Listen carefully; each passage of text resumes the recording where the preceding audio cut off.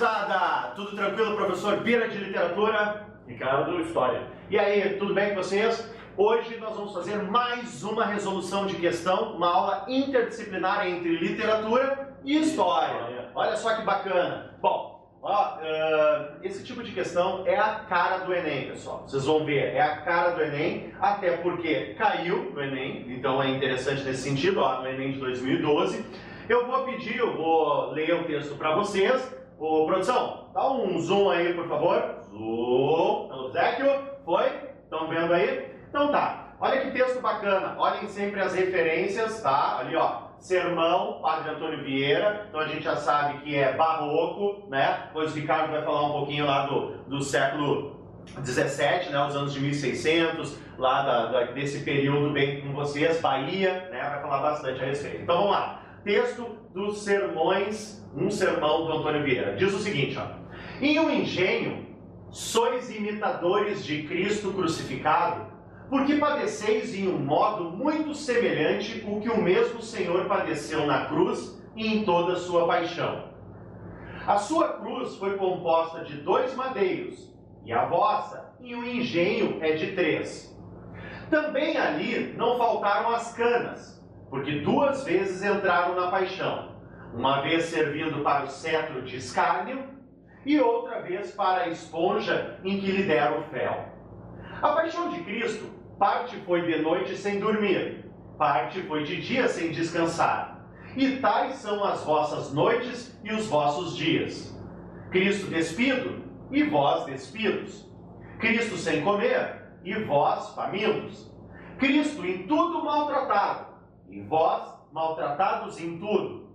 Os ferros, as prisões, os açoites, as chagas, os nomes afrontosos, de tudo isso se compõe a vossa imitação que, se for acompanhada de paciência, também terá merecimento de martírio.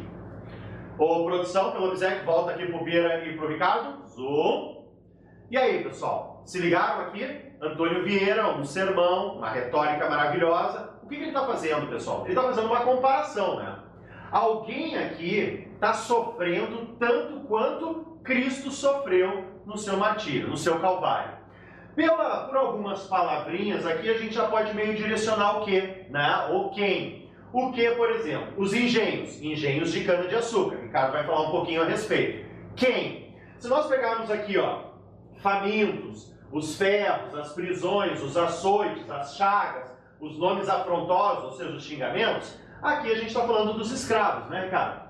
Os negros, né? Os negros que sofriam aqui no trabalho escravo, nos engenhos de cana-de-açúcar.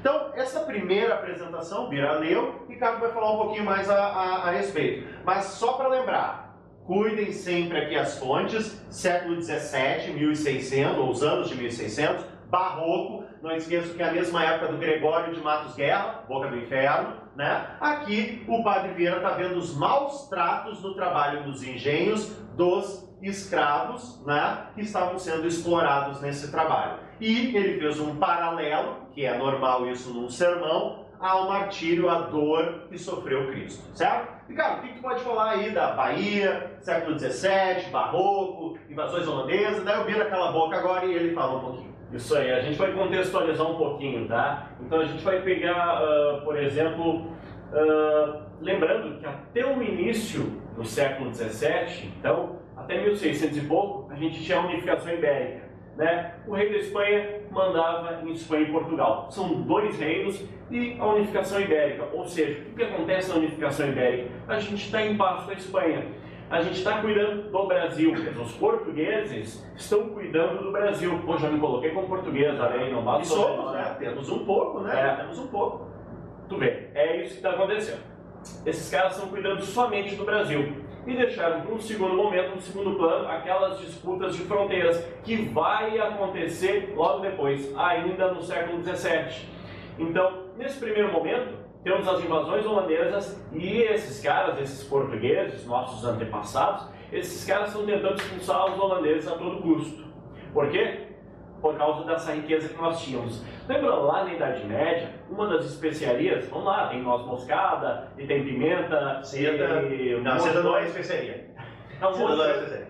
O açúcar é uma especiaria. O que a gente imagina que o motivo pelo qual o açúcar é uma especiaria? O que tem de tão incrível? O que tem incrível? Que na Europa ocidental não existia a possibilidade de se plantar cana-de-açúcar como no Brasil, porque o Brasil é um território tropical, a gente está entre os trópicos. Fértil, né? Pra caramba, né? Muita produção caneira, né? O meio do globo é quente, né, André? Então tu planta cana-de-açúcar, que é muito mais fácil extrair açúcar da cana do que da beterraba, como faziam os europeus. Então, o açúcar, ele é uma especiaria.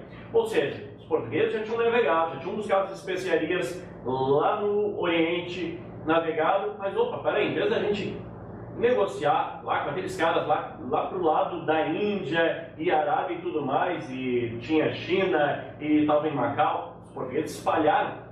Mas em vez de negociar isso aqui com eles, opa, a gente tem aqui esse bocadinho de terra, pode plantar uma caninha de açúcar, vamos plantar aqui, e é muito mais barato. E é muito mais barato com o quê? Escravos, vamos trazer escravos para o Brasil. Então já tinham trazido no século XVI os primeiros escravos no Brasil, e isso aí no século XVII entra com tudo. É a época, período do Barroco, da unificação ibérica, os holandeses vêm a trazer esse açúcar. Quando acaba a unificação ibérica, ali na metade do século XVII, opa, daí sim, né, a gente se volta para o conflito direto por fronteiras com a Espanha. A gente vai se expandir. Então a gente está onde? A gente está no meio do Brasil. O que é o meio do Brasil hoje? É Bahia, é Salvador. Por isso que foi escolhida, né, ali a Baía de Todos os Santos, aquela cidade que tem ali na pontinha da Baía de Todos os Santos, né, cidade de São Salvador. Ela foi escolhida por capital porque ela está no meio. Só que o território se amplia para um lado e se amplia para o outro. Depois a gente vai mudar do século XVIII para o Rio de Janeiro, então melhor localizado, até por causa do ouro em Minas Gerais, mas a gente está no século XVII, Salvador é capital, o açúcar da grana. Também tem o algodão, a gente vai começar a pecuária no norte, no Ceará, alguma coisa do couro, enfim. Mas é o açúcar que dá dinheiro. Essa é a especialidade. Deixa eu até fazer uma observação no meu vídeo lá, o vídeo do professor lá do Barroco, eu digo a capital Bahia, né? Porque na época era visto assim, claro, tinha a cidade de Salvador, capital da Bahia, né? Um abraço para os nossos amigos e amigas aí da Bahia, de todo o estado, né, e tal. Mas o próprio Gregório de Matos Guerra dizia nossa capital, a cidade da Bahia, ele não falava a cidade de Salvador. Tem uma explicação para isso, depois o Ricardo até comenta. Outra coisa, não esqueçam que cana-de-açúcar não é só açúcar. A cana-de-açúcar, tu tirava o açúcar, obviamente, mas tem a cana, né, a própria, os fiapos ali para fazer a arte, né? Tu podia fazer também a aguardente, o melado, né? O que mais? A rapadurinha. Ou seja, olha quanta produção vem do açúcar, que aqui tem uma produção enorme dessa cana, né? Isso era bom para eles. Outra coisa, até em questão em relação às invasões holandesas, era uma preocupação. Os holandeses eram protestantes, não esqueçam disso. Aqui, quem comandava a catequese e a conversão dos índios, né, era o quê? Os jesuítas. Então, também o confronto pelo açúcar, mas também não podia perder território para os holandeses, né, pessoal? Confronto ideológico / religioso, né? Que não é o caso aqui, mas a gente está acabando falando sobre isso, né? Como é que era o primeiro nome da Bahia mesmo, que a gente estava conversando? Bahia sempre tinha uma evocação religiosa, né? A Baía de Todos os Santos, porque aquela região é a segunda maior baía do mundo, não sei, professor de geografia, depois a gente chama, mas é a segunda maior baía do mundo. E foi descoberta no dia 1º de novembro, dia de Todos os Santos, então é o nome de Baía de Todos os Santos. E daí, vamos lá e ver. O seguinte, tinha uma cidade ali, tinha uma cidade? Tinha, porque o resto eram freguesias, vilarejos muito pequenos. Então era a única cidade da Bahia, era a cidade da Bahia. Talvez pudéssemos dizer até que fosse a cidade do Brasil. Que representava o Brasil. Ali na Bahia, Todos os Santos. O Ricardo até falou uma coisa que eu achei interessante também, que ele falou que depois a gente vai ter uma outra capital, no Império, né, o Rio de Janeiro, mas a gente tem uma capital econômica entre o século XVII e o XIX, que é a do XVIII. Não foi capital do Brasil, mas Ouro Preto, a antiga Vila Rica, né, por causa do ciclo da mineração, outro ciclo importante da história do Brasil. Então olha quantas informações legais nós trouxemos por causa dessa questão que caiu no Enem. Bom, mas aí agora, voltando à questão mesmo, aí ela é mais rápida, mais tranquilinha, é o seguinte, já vimos o que o Vieira quis mostrar para nós. Já temos um contexto que o Ricardo apresentou muito bem para vocês. Ou seja, o que o Enem cobra agora de nós? o Enem, a banca vai dizer o seguinte, ó, o trecho, o sermão do Padre Vieira, estabelece uma relação, é isso que a gente tem que cuidar, entre a paixão de Cristo, ou seja, o Calvário, o sofrimento de Cristo, e alguém. Nós já sabemos quem é alguém, ambos já falamos aqui, esse escravo africano, e já no século XVII o negro nascido no Brasil também, já temos o escravo brasileiro, né? Não só o trazido da África, né?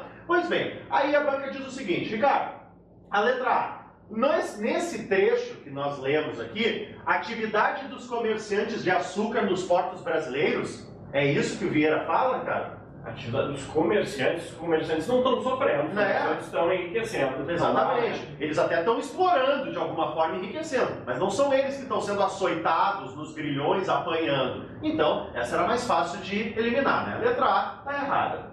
A letra B fala o seguinte, estabelece uma relação entre a paixão de Cristo e a função dos mestres de açúcar durante a safra da cana.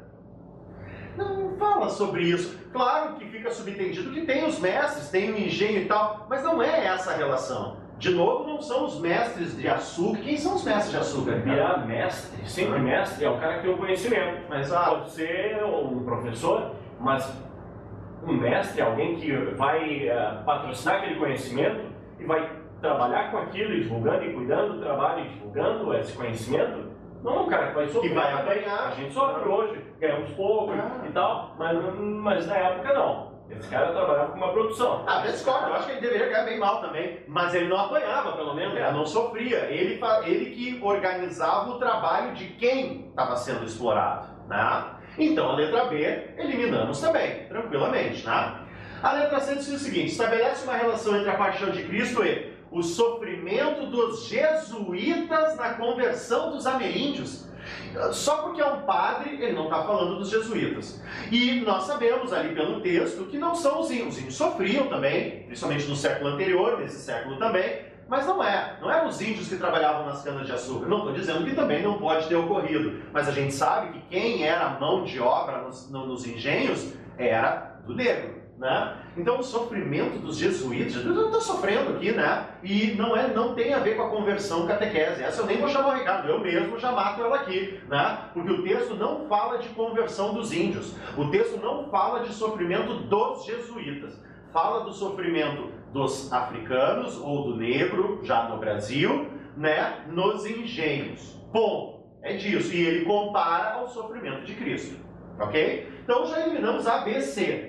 Agora vem a interessante aqui, pessoal. Tanto a D e a E tem coisas interessantes a serem analisadas. Presta atenção. A letra D diz assim, ó, o papel dos senhores, os senhores de engenho, né, na administração dos engenhos. Cara, isso está no texto, porque alguém explora alguém. Quem é explorado? Nós já sabemos, o escravo. Quem é o explorador? O senhor. Esse que é o administrador. Mas aí a gente tem que cuidar, né, Pedro? Qual é o grande problema dessa resposta? Ela teoricamente não está errada, mas ela não condiz com o texto. Vem para cá, vem para essa palavra aqui, ó. Papel dos senhores. Dá para perceber o papel dos senhores nos engenhos? Dá, né? É um papel de fazer com que as pessoas trabalhem, nem que seja a base do sofrimento. Eles que colocam os grilhões, eles que batem. A gente percebe onde está o papel desses caras aqui. A gente consegue enxergar isso. Isso é a administração, né? Eles estão administrando isso. Mas vamos lá, o que o Ribeiro destacou aqui no início, olha só.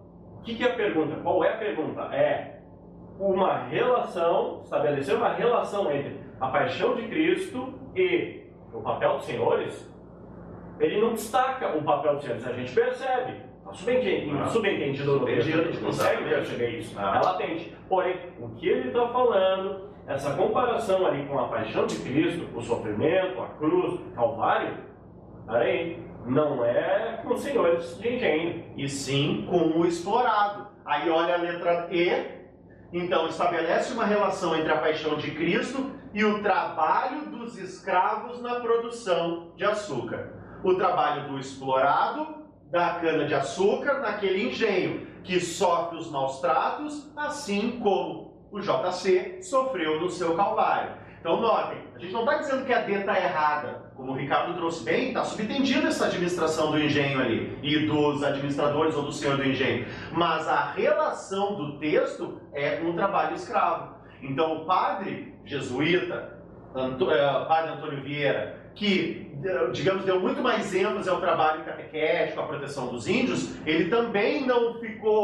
fechou os olhos, né, aos maus tratos dos escravos, que ocorria muito, né, cara? Ocorria muito, né? A gente sabe, um grande problema da história do Brasil até hoje, pessoal, o racismo, o preconceito, a intolerância, vem já desde essa época, do negro ser explorado, do negro ser inferior ao branco. A gente percebe isso hoje ainda no dia a dia, pessoal. Sabe? Mais brancos nos postos de chefia do que negros, brancos ganhando mais do que negros, né? É a história do Brasil, meu queridão, minha queridona. Tô falando alguma bobagem, cara? Não, é um historiador, pesquisa, é a área de pesquisa dele. Vamos para a geografia, então, procurem dados do IBGE, essa questão salarial, remuneração, né? Os maiores salários comparados, homens, ou podemos pegar mulheres. Mulheres também, a outra que também ganha menos. A mulher branca ganha mais que a mulher negra, o homem branco ganha mais que o homem negro. Essas relações existem, pessoal, elas simplesmente não são inventadas. Os números estão aí, as estatísticas estão aí, e a gente sabe no dia a dia como é que funciona, né? E o pior disso tudo ainda é o preconceito, né? É a ofensa, é a diminuição. Isso é o problema que vem dessa época.